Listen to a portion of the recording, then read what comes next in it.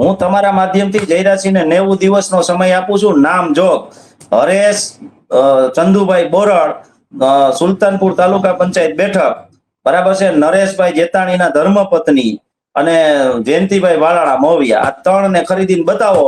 નહીતર તમારો ઘમંડ છે ને એ હવે મૂકી દેજો રાજકારણમાં. તમારા માધ્યમથી હું એને કહું છું, આ રાજકારણમાં ઘમંડ ન ચાલે. પણ અમે ઈચ્છીએ કે ગોપાલભાઈ પણ એક વખત અમને આઝાદી અપાવવા આવે. નમસ્કાર, સ્વરાજમાં આપનું સ્વાગત છે. હું છું આપની સાથે રોનક. ચૂંટણી હોય તો આમ તો ચૂંટણીના સ્થાનિક સ્વરાજની ચૂંટણીના પરિણામો છે તે આવી ગયા છે, પરંતુ ગોંડલ છે તે સતત ચર્ચામાં હોય. ચૂંટણી હોય, ચૂંટણીના પરિણામ આવ્યા હોય અને ગોંડલ ચર્ચામાં ન હોય તેવું બને નહીં.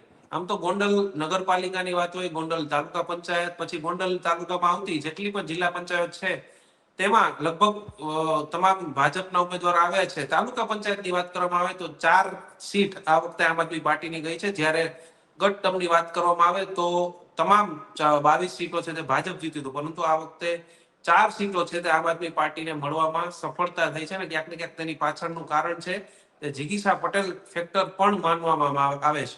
આપણી સાથે ગોંડલના એક ચર્ચિત ચહેરો આપ સ્ક્રીન ઉપર જોઈ રહ્યા છો, રાજુભાઈ સખિયા છે, તે એ વાત કરવા માટે જોડાયા છે. આખા પરિણામની વાત એમની સાથે કરવી છે રાજુભાઈ સખિયા સાથે. રાજુભાઈ, સ્વાગત છે સ્વરાજમાં આપનું. જી બેન, જી નમસ્કાર આપને અને આપના દર્શક મિત્રો.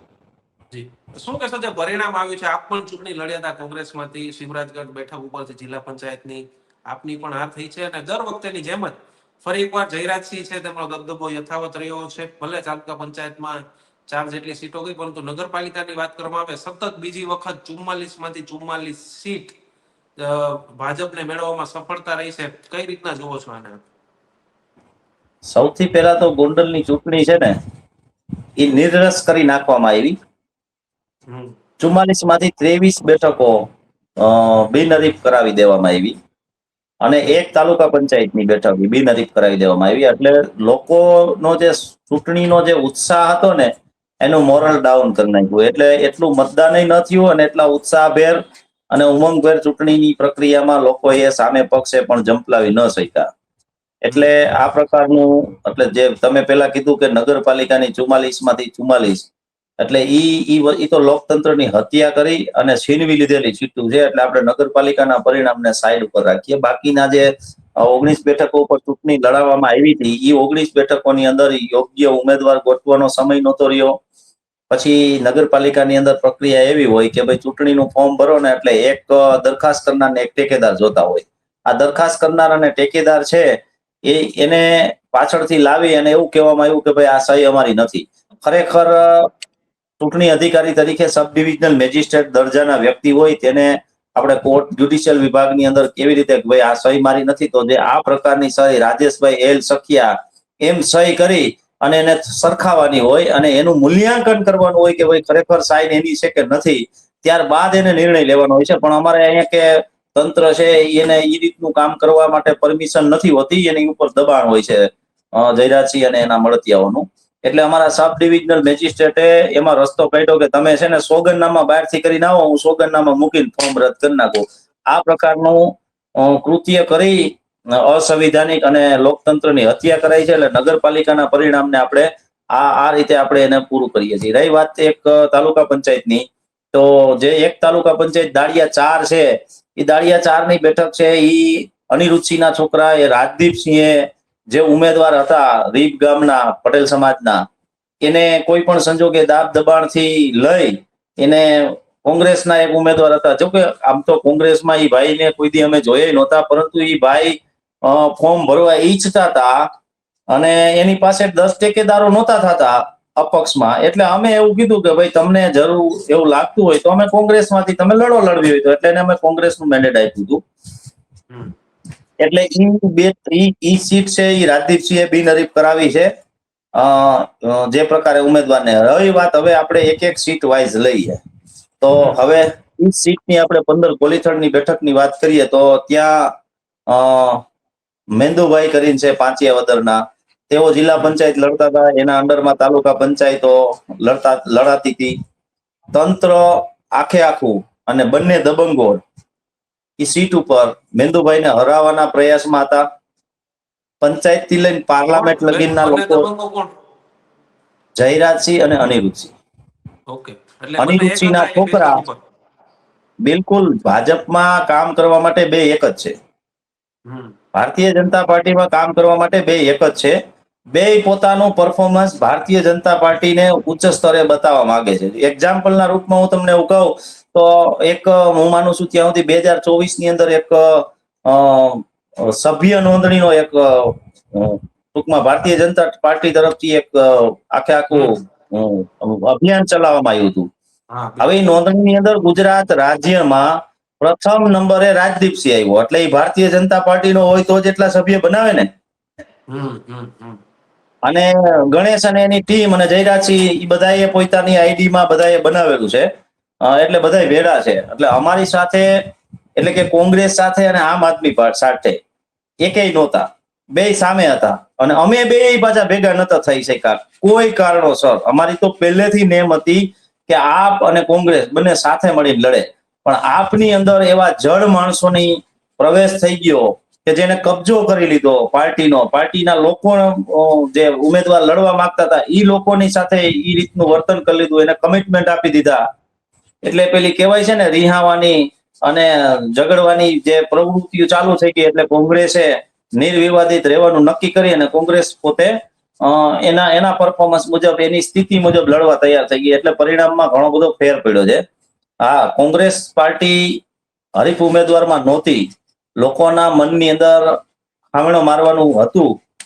ઘણા બધા પરિણામો જે થયા છે એ પ્રકારના થયા છે. ત્યારબાદ હું તમને કોડીથડ સીટ પછી ચરખડી સીટ તરફ લઈ જાવ તો ચરખડી સીટમાં જે કોડીથડ સીટના ઉમેદવાર લડતા હતા એમના ધર્મ પત્ની છે એ ચરખડીમાં લડતા હતા, કારણ કે આપ પાસે ઉમેદવાર નહોતા. અમે અગાઉ એક ઉમેદવાર દયા ગામના તૈયાર કર્યા હતા, એને સામદામ દંડ ભેદ જે કાંઈ દેવાતો હતો એ બધું આપી અને એને બેસાડ્યા હતા. કે ઈ ઉમેદવારને એવું હતું કે ઈ પોતે રાજપૂત સમાજમાં હતા સાસરે અને આહિર સમાજના દીકરી હતા, અને અમે એમને પોતે ડબલ ગ્રેજ્યુએટ કરેલા હતા, એટલે અમે એને પસંદ કર્યા હતા. મેં પોતે વાત કરેલી હતી એ બેનના પરિવારજનો સાથે કે ભાઈ તમે આવું ઉમેદવારી કરશો કે અમે ચોક્કસ કરશું, પરંતુ છેલ્લા દિવસોમાં એને પણ દાબ દબાણ કરીને જિલ્લા લડવા દેવામાં ન આવી. પછી વાત કરીએ આપણે દેરડી બેઠકની, તો દેરડી બેઠકની અંદર રમેશભાઈ મોણપરા અને એને અંડરમાં જે તાલુકાના લોકો લડતા હતા એ બધાએ પણ ખૂબ સારી એવી ફાઇટ આપી છે. ત્યારબાદ અમારી સીટ લઈએ શિવરાજગઢ 30 ની, તો શિવરાજગઢ 30 ની અંદર પણ આપને ખૂબ સારા મત મળ્યા છે. મને પણ 2244 જેવા મત મળ્યા છે અને ભારતીય જનતા પાર્ટીને 9000 જેવા મત મળ્યા છે. એટલે અમારી સીટ ઉપર એવું થયું છે કે ભાઈ કોંગ્રેસ અને આપ બંને સાથે મળીને લડ્યા હોત તો જે ઘટતા મત ખૂટતા મત આવે સાથે રહીને મહેનત કરી હોત તો થઈ શકે એવી સ્થિતિ હતી, પણ આની અંદર આ વસ્તુ બાંધછોડ થઈ શકી નથી. બીજું આપણે જઈએ મવિયાની બેઠક, તો મવિયાની બેઠક આમ આદમી પાર્ટીએ જીતી બતાવી છે. એની પાછળનું કારણ તમને કહું કે લોકોના મનની અંદર પરિવર્તનની લહેર હતી. બીજા નંબરની અંદર કે મવિયા ગોંડલ તાલુકાનું એવું ગામ છે કે અહીંયા પડકાર નથી, કોઈ દી પડકાર કોઈનો સહન ન કરે, ચેલેન્જ કોઈની સહન ન કરે. અમારે ત્યાં જયરાજસિંહે ચેલેન્જ કરી હતી કે ભાઈ તમારે લડવું હોય એટલા લડો, તમે જીતશો 1-2 તો અમે એને 10મા દિવસે ખેંચ પહેરાવી દેશું. એટલે ઈ મવિયા ગામની અંદર ક્યાંય કોઈ દી ચેલેન્જ આવી નથી, કોઈની ઊભી નથી રહી. એવી જ રીતે મવિયા ગામે એને અને મવિયા વિસ્તારે એને એનો જવાબ આપી દીધો. રાજુભાઈ એક વાત પૂછવી છે. અમારા આપણે જિલ્લા પંચાયતના ઉપપ્રમુખ હતા રાજુભાઈ ડાગર, જી એ હારી ગયા, એની પાછળનું કારણ શું લાગે છે આપને? બિલકુલ, જો હું તમને કહું, સર્વપ્રથમ સુલતાનપુર ગામ, જે ગામથી અલ્પેશ કથિરિયા, ધાર્મિક માલવિયા, જિગીસા પટેલ, વરુણ પટેલને પડકારવામાં આવ્યા હતા કે તમારી માનું ધાવણ ધાવ્યા હોય તો અહીંયા અમારી ધરોહરમાં આવો. એ વિવાદ તમારા ધ્યાન ઉપર હશે કદાચ. એટલે ઈ સુલતાનપુર ગામના વતની છે રાજુભાઈ જેરિયાઈ, અને રાજુભાઈ ઓબીસી ની બેઠક આવેલી હતી મવિયાની, એટલે મવિયા લડવા ગયેલા હતા. હવે પ્રથમ પડકાર તમે કર્યો તો સમાજના આગેવાનનો. સમાજ છે એ, હું એવું નથી કહેતો જાતિવાદ કરવો જોઈએ, પણ સમાજ એક સત્ય છે, પડસાયાની ઘોડે સાથે રહે છે. એટલે જાતિ તો કોઈ એમ નો કે ભાઈ હું મારી જાતિથી વિપરીત કે જાતિથી આમ થઈને કરી આગું, તો એ વસ્તુ આપણે સ્વીકારતા નથી રાજકારણની અંદર. પણ જાતિના છોકરાઓને પડકાર ફેંક્યો તો સ્વાભાવિકપણે રાજુભાઈને હાર તો સહન કરવાની જ હતી. અને વિશેષમાં ખૂટતું ઘટતું હતું તો એ જ વિસ્તારની અંદર જયરાજસિંહે સભા લીધી અને સભામાં પડકાર ફેંક્યો કે તમે 2-5 જીતશો તો હું 10મે દિવસે ખેંચ પહેરાવી દઈશ. એટલે ઈ વિસ્તારના લોકોએ કીધું કે ભાઈ હવે તમે આને ખેંચ પહેરાવી બતાવો. રાજુભાઈ એની તમે અંદર તમે હમ, તમે મોવિયા કોંગ્રેસમાં ગામની છો. અંદર, હમ, જી, બોલો મોવિયા આપનું. ગામની અંદરથી જયંતિભાઈ ભાલાડા કરીને જીતા છે. હમ, કોઈની ઓકાત હોય તો એને ખેસ પહેરાવી દે. ઓકે. મોવિયા જિલ્લા પંચાયતમાંથી આપણે નરેશભાઈ જેતાણીના ધર્મપત્ની જીતા છે જિલ્લા પંચાયત. કોઈની ઓકાત હોય તો એને 10મે દિવસે ખેસ પહેરાવી દે. હમ, આ જયરાજસિંહનું નિવેદન એના પડકારના કારણે ભારતીય જનતા પાર્ટીએ આ સીટ ગુમાવી છે. બરાબર. આપે જે રીતના વાત કરી કે કોંગ્રેસનો તો આખા ગોંડલ તાલુકા અને શહેર તમામ જગ્યાએથી સફાયો થઈ ગયો છે, બરાબર. તમે કોંગ્રેસ સાથે જોડાયેલા છો, એટલો જાણીતો ચહેરો છો. હવે આમ આદમી પાર્ટીમાંથી જિગીસા પટેલ સતત ગોંડલમાં છેલ્લા 1-1.5 વર્ષથી લડત ચલાવી રહ્યા છે અને તમારો પણ સારું એવું નામ છે ગોંડલમાં. જિગીસાબેન પટેલ સાથે પણ તમારે સારું એવું ભળે છે, સારું એવું બોન્ડિંગ છે. હવે તમે કઈ એવું વિચારી રહ્યા છો આમ આદમી પાર્ટી જોઈન કરવાનું? જો હું વિચારધારાની રાજનીતિ સાથે જોડાયેલો છું, હું વર્ષોથી કોંગ્રેસ સાથે છું. કોંગ્રેસ પાર્ટીએ ભારત દેશની સ્વતંત્રતા સંગ્રામથી લઈ અને ઘણા બધા ઐતિહાસિક કામો જે છે જનહિતના એ કરીને બતાવ્યા છે. એટલે હું એનાથી પ્રેરક છું. પણ હા, હું સત્યની સાથે છું. જ્યાં સત્ય હોય છે ત્યાં હું હોઈશ જ. જિગીસાબેન પટેલે આમ આદમી પાર્ટીમાં કામ કર્યું, નો ડાઉટ, પણ લોકોનો મન હાવણો મારવાનો હતો એટલે લોકોએ હાવણો માર્યો છે. રહી વાત કોંગ્રેસની, તો કોંગ્રેસ પાસે અમારી પાસે ક્યાં કઈ હતું જ તો અમે ગુમાવ્યું. કોંગ્રેસ પાસે કઈ હતું જ નહીં ને ગુમાવવા જેવું, તો ગુમાવ્યું જ નથી અમે. અમારું તો કામ છે હક માટે લડત કરવાનું. તક માટે જે કામ કરતા હોય એ કરીને જતા રહેશે, હક માટે અમે લડતા રહીશું. જયરાજસિંહે એમના વિરોધ હમણાં એક વિજય સભા યોજાણી હતી, તમે સાંભળ્યું જ હશે. જયરાજસિંહે તેમના વિરોધીઓ માટે કીધું હતું, ભલે નામ નતું લીધું, પરંતુ એનો હિસાબ એક તો જિગીસાબેન પટેલ, પછી રીબડા અને એક કદાચ તમે, એના ઈ તરફ જ હતો. કારણ કે એમના વિરોધીઓ ગોંડલમાં બહુ જાજા છે નહીં, આંગળીએ ગણાય છે એટલા વિરોધીઓ એમના છે. એમના માટે, વિરોધીઓ માટે એમણે એવું કીધું કે તમે બધા સાથે મળીને લડો તો એમને લડવાની પણ મજા આવે અને ઓછો માર ખાશો. આ નિવેદન પર આપણી શું પ્રતિક્રિયા છે? સૌથી પહેલા તો કોઈ પણ, ભલે અમને તો એને એવું કીધું ભૂતકાળમાં અમે માર્યા છે એવું સાબિત કરી દીધું કે એટલે તમે એ તો હવે ભેગા ચૂંટણીમાં માર થાય. ખાવાની વાત કરતા હોય ને, ચૂંટણીમાં. ના ના ના ના, એ રિયલ જ. જો અમારા, તમને પહેલેથી કહી દઉં કે ભાઈ અમારા ગોંડલમાં જયરાજસિંહનો રાજકીય ઉદય હિંસાથી અને પડકારથી અને વિવાદથી થયેલો છે. એનો સ્વભાવ છે, એનો અંત સુધી ઈ કોઈ દિવસ શાંતિની વાત, કોઈ દિવસ ઈ સલામતીની વાત નહીં કરે. એ કાયમીને માટે વિવાદની જ વાત કરશે. એટલે અમે એનાથી ઘડાઈ ગયા છે. એના પડકારો ને એના એ બધું જે કાંઈ હોય, જો ઘણી વખત એનું દોગલાપણ જો રાજકીય દોગલાપન તમે જો ઘડીક વાર એમ કે સોશિયલ મીડિયા હું જોતો નથી. હવે પાછું એને નિવેદન આપ્યું કે સોશિયલ મીડિયા છે એના કારણે મને ખબર પડી કે આ વીજળી આવી છે અને વીજળી જેવી જિગીષા છે. અમે તો બેયનું સન્માન કરીએ છીએ કે વીજળી જે રોલ ભજવે છે એ વ્યક્તિત્વ પણ ગ્રામ્ય સંસ્કૃતિને, ભાતીગળ સંસ્કૃતિનું વર્ણન કરે છે અને આવનારી પેઢીને કહે છે કે ભાઈ આપણી ગ્રામીણ જીવનની વ્યવસ્થા અને આપણું કલ્ચર આ પ્રકારનું હતું. અમને વાંધો નથી વીજળી સાથે સરકાવ્યા, પણ એ સિવાય તમને કહું કે જયરાજસિંહ સત્તાના નશામાં ભાન ભૂલી ગયા છે અને એને ખબર નથી કે હું ક્ષત્રિય છું અને ક્ષત્રિય ધર્મ શું હોય છે. એને કોઈની દીકરીને મારવાની વાત કરાતી નથી, કોઈની દીકરીને એને હેઠવાડ સમજવાની વાત કરાતી નથી, કોઈની દીકરીને એને આવી રીતે કોમેડિયન કે બીજી ત્રીજી રીતે પડકારાતી નથી. એટલે જયરાજસિંહે પોતાના ક્ષત્રિયત્વના ગુણો છે ઈ એના અંદરથી, એના વિચારોની અંદરથી નીકળી ગયા હોય ને એવું એને ઉદાહરણ પૂરતા જ કરી દીધેલું છે. રાજુભાઈ, એમને એટલે અમરેલીની મોટી વીજળી એવું કીધું, ઈ કોના માટે હતું એ અમને સમજાતું નથી. અમે શોધી રહ્યા છીએ પણ સમજાય નથી રહ્યું કોના માટે. તમને કદાચ ખબર હોય. જો અમરેલીની વીજળી ઈ છે ને ઈ એક પાત્ર છે કે જે ઈ એક સોશિયલ મીડિયાના ઓકે પેલા ઓકે સ્ટાર ઓકે છે. ઓકે મોટી એવી ઉંમરના જે ફિલ્મ, માજી છે. હા હા, યસ હા યસ એ યસ. માજી છે પણ પુરુષના રૂપમાં, પુરુષ છે અને સ્ત્રીના રૂપમાં પરફોર્મન્સ આપે છે. અને એના એ ચેનલનું નામ વીજળી છે. એટલે ઈ કોમેડિયન રીતે અને બધી રીતે કલ્ચરને ટૂંકમાં સમજાવે છે. એટલે ઈ એની પરિભાષા છે એના એના પરફોર્મન્સની.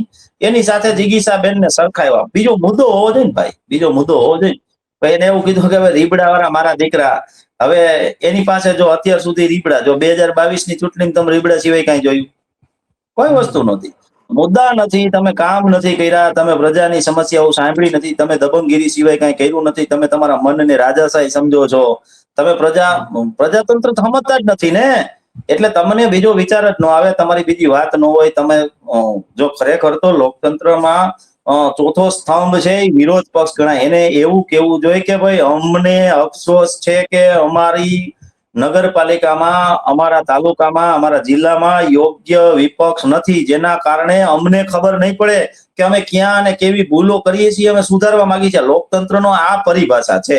પરંતુ અહમ જોવો તમે, એક નો રહેવા દઉં, એ તો એક રાજભાઈ હવે નો રહેવા ગોંડલમાં દઉં. નહીં, એ તો ગોંડલમાં નહીં, હવે ક્યાંય પણ જગ્યાએ એવું કોઈ ન વિચારે. અત્યારે જે રાજનીતિ ચાલી રહી છે આખા દેશમાં, આખા રાજ્યમાં, કોઈ પણ પક્ષ હોય, એ હવે કોઈ એવું ન હોય છે કે આપણે એવું ઈચ્છીએ કે હવે કોઈ થોડોક વિપક્ષ હોય ને, એવું અત્યારે વિચારે કોઈ નહીં નથી. એનો વાંધો નહીં, પણ વર્તે છે ને. તમે જુઓ, ઈ જાહેર મંચ ઉપરથી એવું કહેવામાં આવે કે કે 10મે દિવસે ખેસ પહેરાવી દે છે. શું તમે તમારા મનને સમજો છો? તમે બધાયને વેચાણીયા સમજો છો? હમ. અને બધાય તમે ધારો છો એવા જ માણસો હોય છે. રાજકારણની અંદર તક અને હક માટે લડત કરતા બે પ્રકારના લોકોની માનસિકતા હોય છે. આ તક વાળા તો તમારે તમે જે બે નામ કીધા, આમ તો 4 હમ આવી છે, 4 ટોટલ 5 સીટ આવી છે આ બધી પાર્ટીની, 4 તાલુકામાં, 1 જિલ્લામાં. એમાંથી તમે 2 થી 3 નામ દીધા ને લગભગ આમ ચેલેન્જ જેવું કહી દીધું કે આ લોકો તો નહીં જ જોડે. ન જયરાજસિંહે જોડે. 10 દિવસનો સમય આપ્યો છે, બરાબર? હું અને જો તમારા એ 10 માંથી માધ્યમથી જયરાજસિંહને હું તમારા માધ્યમથી જયરાજસિંહને 90 દિવસનો સમય આપું છું. નામ જોગ: હરેશ ચંદુભાઈ બોરડ, સુલતાનપુર તાલુકા પંચાયત બેઠક, બરાબર છે. નરેશભાઈ જેતાણીના ધર્મપત્ની અને જયંતિભાઈ વાલાળા મોવિયા. આ 3 ને ખરીદીને બતાવો, નહીતર તમારો ઘમંડ છે ને એ હવે મૂકી દેજો રાજકારણમાં. તમારા માધ્યમથી હું એને કહું છું, આ ચેલેન્જ રાજકારણમાં આપો છો ઘમંડ તમે, ન ચાલે. ચેલેન્જ આપો છો તમે. બિલકુલ 90 દિવસમાં બતાવે લઈને, નકર આ તમે ઘમંડ છોડી દે. તમે 5 માંથી 3 ના જ નામ લીધા, તો શું બીજા 2 માં કઈ એમ ડાઉટ છે કે બે બીજા 2 જોડાઈ બે શકે? છે, સાંભળો, બે છે, નાના વર્ગના માણસો છે, હમ. સામાન્ય ઘરની સ્ત્રીઓ છે, મજૂરી કરવા જવા વાળા માણસની ધર્મપત્નીઓ ચૂંટણી જીતી છે. એને રાજકારણની આટલી બધી દાબ દબાણ એ સહન ન કરી શકે. એટલે મેં એનો વિશ્વાસ સાથે નથી કીધું, પણ હું તો ઈચ્છું છું એવું કે એ અડીખમ ઉભા રહીએ. હમ. તમે નગરપાલિકાની વાત કરી કે ધાક ધમકીથી 20-23 સીટો છીનવી લીધી, તો પછી તો એના ટેકેદારો ઉભા હોય, બરાબર છે. હવે અત્યારનો આ જમાનો છે, એમાં ધાક ધમકી ખરેખર હાલતી હોય એવું લાગે છે તમને? સોશિયલ મીડિયાનો જમાનો છે, તરત કંઈક ને કંઈક બહાર આવે છે. તમે એવું કઈ હોય તો તમે ગોંડલમાં તરત ધાક ખુલાસો કરી દો છો. ગોંડલમાં ધાક જિગીસાબેન પટેલ ધમકી છે, નહીં, તરત ફેસબુક લાઈવ કરી નાખે છે, સોશિયલ મીડિયા વિડીયો મૂકી દે છે. ધાક ધમકી નહીં. ગોંડલમાં ફોર્મ પાછા ખેંચાવવા માટે મારઝૂડ હોત કરવામાં આવી છે, અપહરણ કરવામાં આવ્યા છે. અચ્છા.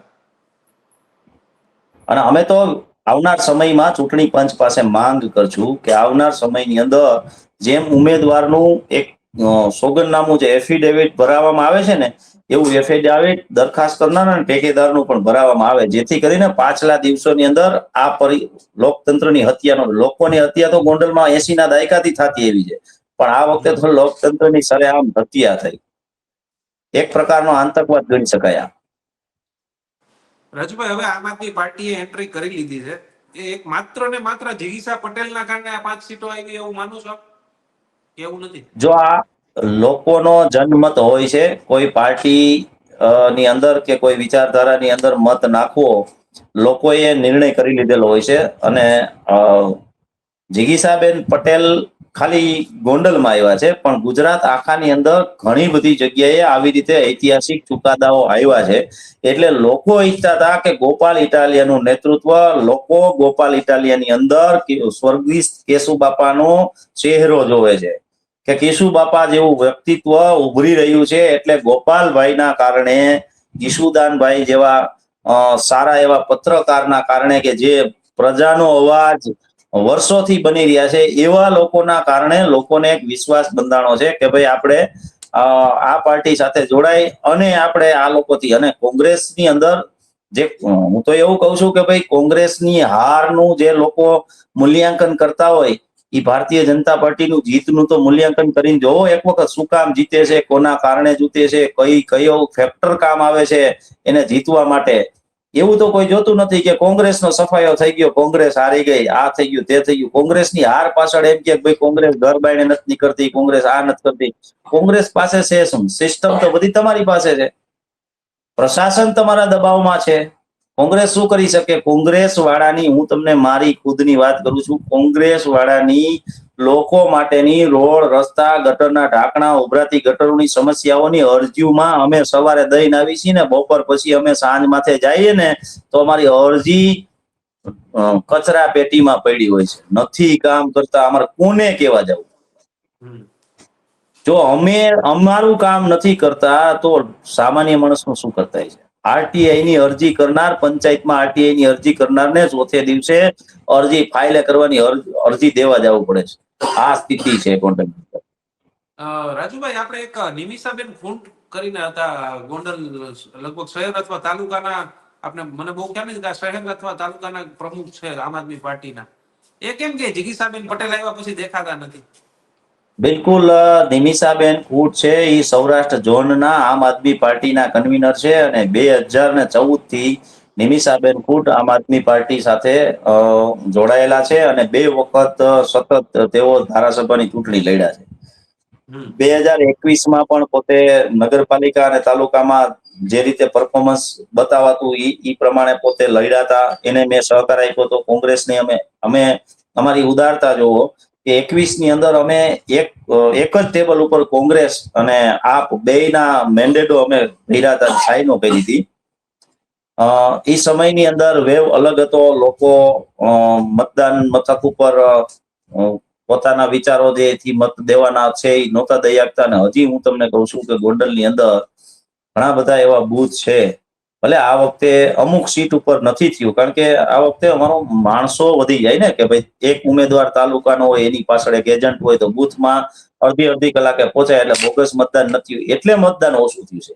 અમુક ગામમાં બોગસ મતદાન થયું છે, ત્યાં તમે રસીઓ જોઈ લ્યો. એટલે આ બોગસ મતદાનનું ફેક્ટર પણ કામ દર વખતે આવતું હોય. પછી બીજું એક હું તમને એક્ઝામ્પલ આપું કે જીગીસા પટેલ જે ગુજરાત રાજ્યની અંદર બધી રીતે ચર્ચિત ચહેરો છે, કે ભાઈ જીગીસાની સામે કોઈ પડે નહીં, એનો હાજર એને હાર્ડ એન્ડ ફાટ જવાબ હોય, તત્કાલ નિર્ણયમાં જાણીતી છે. આવી છોકરીને જાહેર મંચ ઉપરથી બેફામ ધૂતકારવામાં આવે, પડકારવામાં આવે, મારવાની ધમકી દેવામાં આવે, અને સમાજના તજજ્ઞ આગેવાનો એની પાછળ બેસી અને તાલી ઉપાડતા નજરે આવે. આ સ્થિતિ થયા પછી સામાન્ય ઘરની દીકરી કેવી રીતે પોતાનો અવાજ મૂકશે? ભય ન લાગે? જિગીસા સાથે આ થતું હોય તો સામાન્ય છોકરી આ ન થાય. એટલે હું તો આપના માધ્યમથી એટલું કહું છું, રાજકીય વિરોધી છે ને, અન્ય લોકો સાથે શું કામ થાય? બિલકુલ થાય. જે લોકો રાજકીય વિરોધ પ્રતિનિધિત્વ કરવા માટે વિરોધમાં જ આવવાના છે ને. હવે જિગીસાબેન ની જગ્યાએ રાજુભાઈ, તમે પાટીદાર સમાજમાંથી આવો છો, અમે પત્રકારો છીએ, તમે છો. પાટીદાર સમાજને સૌ કોઈ જાણે છે. રાજનીતિમાં, ગુજરાતની રાજનીતિમાં, ગોંડલની રાજનીતિમાં સૌથી મોટો જો કોઈનું યોગદાન અથવા સૌથી કોઈ ફેક્ટર મહત્વનું હોય તો તે પાટીદાર ફેક્ટર છે, પાટીદાર મતદારો છે. પાટીદાર સમાજ એ પણ અત્યારના જમાનામાં કોઈથી દબાય એવું લાગે છે તમને? અને એવી જગ્યાએ કે જ્યાં એમની બહુમતી હોય. બિલકુલ ગોંડલમાં જયરાજસિંહથી દબાણ રાખવું પડે છે, દબાય જ છે. તમામ આગેવાનો ન ઈચ્છતા હોવા છતાં, પોતાની ઈચ્છા પૂરી ન થયેલી હોવા છતાં તનતોડ મહેનતથી તન મન ધનથી કામ કરવું પડે છે. એક્ઝામ્પલ આપું, જો કોઈ ડરતા ન હોય તો 750 લોકોથી વધારે માર્કેટ એન્ડ યાર્ડ એટલે એપીએમસી ચેરમેનના મતદારો છે. એક પણ વ્યક્તિ વાર્ષિક અહેવાલ 4 વર્ષનો માગીને મને બતાવે. મતદારને અધિકાર છે વાર્ષિક અહેવાલનો, અને ચેરમેનોને છે, એના જે ચૂંટાયેલા સભ્યોને છે. સભ્યોને છોડો કે એની તો મહત્વકાંક્ષા હોય, એનું ક્યાંક ને ક્યાંક તેરી બી ચૂપ મેરી બી ચૂપની નીતિ ચાલી હોય, પણ આ 750 જે મંડળીના સભ્યો છે, એ મંડળીના સભ્યોમાંથી એકને તો કયો કે વાર્ષિક અહેવાલ Gondal market and yard APMC નો માગીને બતાવે. માર નો ખાય મને કહેજો. રાજુભાઈ અત્યારે આ હવે દબંગાઈ છે જયરાજસિંહની. બીજું તમને કહી દઉં કે ગોંડલ નગરપાલિકાની અંદર આરટીઆઈ કરો, રાઈટ ટુ એજ્યુકેશન હેઠળ, રાઈટ ટુ માહિતીનો અધિકાર, રાઈટ ટુ ઇન્ફોર્મેશન હેઠળ એક અરજી તમે કરીને જુઓ, તમને એક પણ અરજી તમને આપવામાં નહીં આવે. તમારે ચોક્કસ સમયે પ્રાદેશિક કમિશનરને અપીલ કરવી પડશે, અને પછી અપીલ થયા પછી એ લોકો થોડી ઘણી માહિતી આપશે, અથવા તો અરજદારને બિહારી અને કહી દેશે તારા નથી કરવા. તમે જે પ્રકારે ગોંડલનો ભ્રષ્ટાચાર છે, જે પ્રકારે ચોપડા ઉપર કામો થાય છે, ઈ તરફ જો તમે દિશા માંડો ને, તો ભારતીય જનતા પાર્ટી સાથે જોડાયેલા જે લાભાર્થી છે, મહત્વકાંક્ષી છે, એનો વિકાસ ત્યાં તમને દેખાઈ આવશે. રાજુભાઈ હવે 1 થી 1.5 વર્ષની વાર છે 2027ની ચૂંટણીને. એટલે જ્યારે આમ તો 5 વર્ષનો સમય હોય ને, છેલ્લા 1-1.5 વર્ષની વાર હોય ને, ત્યારથી અંદર તૈયારીઓ છે તે ચૂંટણીની શરૂ થઈ જતી હોય છે. અત્યારે સ્થાનિક સ્વરાજ્ય ચૂંટણીનું પરિણામ આવ્યું. એમાં આમ આદમી પાર્ટી ભલે ખૂબ ઓછી સીટ કહેવાય, પરંતુ એન્ટ્રી તો થઈ છે આમ આદમી પાર્ટીની, જે બિલકુલ ક્યાંય હતી જ નહીં. તો હવે આવનારા 1-1.5 વર્ષ દરમિયાન શું થશે ગોંડલમાં? ખરેખર ઘણું બધું થઈ શકે. દોઢ વર્ષ એટલે ઘણું બધું કહેવાય. પણ જયરાજસિંહના એક વિવાદિત ભાષણ, આમ તો હું એના બહુ ધ્યાન દઈને ભાષણ સાંભળતો નથી, કારણ કે હું ગાંધીવાદી માણસ છું, મને હિંસા ગમતી નથી. પણ છતાંય ક્યારેક એના સ્વભાવ અને એના જે અપમાનિત કાર્યો જે થાય છે ને, એના હિસાબે ઘણી વખત સાંભળવું પડે. મેં ભાષણ, રાજુભાઈ, કારણ કે તમે ખુલ્લેઆમ એમના હા, વિરોધી મેં છો, બધાને ખબર છે. કાલે એટલે સાંભળ્યા એકબીજાના ભાષણો સાંભળવા જોઈએ, એને એમાં કઈ ખોટું નહીં. એને એવું કીધું કે તમને જાતિ ઉંમરે સંતાનનો જન્મ થાય, અને પછી 1.5 વર્ષની અંદર તમે 2027ની ચૂંટણીમાં એને 1.5 વર્ષનો જુવાન થઈ જશે. આવો શબ્દ એને જીગીસાબેન ઉપર ઉચ્ચારણ કર્યો છે કે તમારો જન્મ થાય છે તમારી પાર્ટીનો, અને 1.5 વર્ષમાં તમે 2027ની ચૂંટણી લડવા તમારા બાળકને જવાન કરી શકશો, આવું એને જાહેર મંચ ઉપરથી બોલ્યા. તો હું આપના માધ્યમથી સ્પષ્ટ કરું છું કે કૃષ્ણને જન્મતાની સાથે જ મનથી કંસને મરી જવાનું થયું હતું. એવી જ રીતે ગોંડલની અંદર 1.5 વર્ષના સમયમાં ઉમેદવારે આવી જશે, સામે વિપક્ષે આવી જશે, અને તાકાતથી આવી જશે. અને રહી વાત, એને કીધું ને હવે કે તો લગભગ બધાને ઉમેદવાર ઓછો આપો. આમ આદમી પાર્ટીનો ઉમેદવાર તો હવે લગભગ સ્પષ્ટ જ થઈ ગયું છે ને, જીગીસાબેન પટેલ જ હશે ને, એના સિવાય તો કોણ હોય બીજું? પાટીદાર હું છે, તમને અત્યારે આમ ગોંડલના આદમી રાજકીય પાર્ટીની એન્ટ્રી કરાવી છે. ગોંડલના રાજકીય ઇતિહાસની અંદર જ્યારે જરૂર પડી છે, ત્યારે ઈ લાયક પાત્ર આવ્યું છે. કેશુ બાપા પણ અહીંયા આવી ગયા છે. પણ અમે ઈચ્છીએ કે ગોપાલભાઈ પણ એક વખત અમને આઝાદી અપાવવા આવે. એમની તો હવે સીટ વિસાવદર હવે ફિક્સ થઈ ગઈ ને, હવે એ થોડા છોડે વિસાવદર. રાજકારણની અંદર કોઈ ફિક્સિંગ હોતું નથી. એવું રિસ્ક ગોપાલભાઈ લેશે? ગોપાલભાઈ લઈ આવવાના છે? ગોરધનભાઈ ઝડપિયા ગારિયાધાર ફિક્સ જ હતા, હમ છતાંય આવ્યા હતા લડવા ગોંડલ. ગોરધન ઝડપિયા જેવા વ્યક્તિને જો જયરાજસિંહ ન જીતવા દેતા હોય, અને ગોપાલ ઇટાલિયા જેમની હવે વિસાવદર સીટ એકદમ સેફ સીટ થઈ ગઈ છે એની. બિલકુલ ગોરધનભાઈ નથી જીતા. એની પાછળનું ગોરધનભાઈની અંદર જે રહેલો જે પાર્ટી પ્રત્યેનો પ્રેમ હતો, એના વસ્તુમાં કહેતા હતા કે ભાઈ હું માનો ખોળો મૂકીને આવ્યો છું. લોકો સમજવા વાળા આવે સમજી લીધું કે હું માનો ખોળો મૂકીને આવ્યો છું, એનું મને દુઃખ છે. એટલે લોકોએ સ્પષ્ટ કહી દીધું હતું કે ભાઈ આ માણસને હજી ભારતીય જનતા પાર્ટીની લાગણી ગઈ નથી. એને કોઈ કારણોસર એમ કે છે કે 1200 પાનાની બુક મારી પાસે પડી છે, જેને ભ્રષ્ટાચાર ખોલવાની નાન તેની જે કઈ વાતો કરતા હતા, હરેનભાઈ પંડ્યાના હત્યાની બાબતોની જે વાતો કરતા હતા, એ પાર્ટી થી એનો પ્રેમ વસૂલતો નતો. એટલે લોકો એને ઓળખાતા એટલે એને મત નહોતા આપ્યા. જે ઓળખ્યા હતા એ લોકોએ. એટલા માટે જયરાજસિંહની જીત થઈ છે. જયરાજસિંહનો પરફોર્મન્સ એ સમયમાં નહોતો એટલો. ખૂબ ખૂબ આભાર રાજુભાઈ, આપણી સાથે જોડાવા બદલ, આખી ગોંડલની રાજનીતિ વિશે વાત કરવા બદલ. તો આ હતા રાજુભાઈ સખિયા, જેઓ વકીલ પણ છે, જયરાજસિંહનો ગોંડલમાં રહીને વિરોધ પણ કરે છે. આ વખતે કોંગ્રેસમાંથી ચૂંટણી પણ લડ્યા હતા. તેમણે આખી ગોંડલનું જે પરિણામ આવ્યું ને આવનારા 1-1.5 વર્ષની અંદર હવે ગોંડલમાં કેવા રાજકીય સમીકરણો રચાશે તેની તે અંગે પણ વાતચીત કરી છે. આપને હવે ગોંડલ વિશે શું લાગે છે કોમેન્ટમાં જરૂરથી જણાવજો. નમસ્કાર.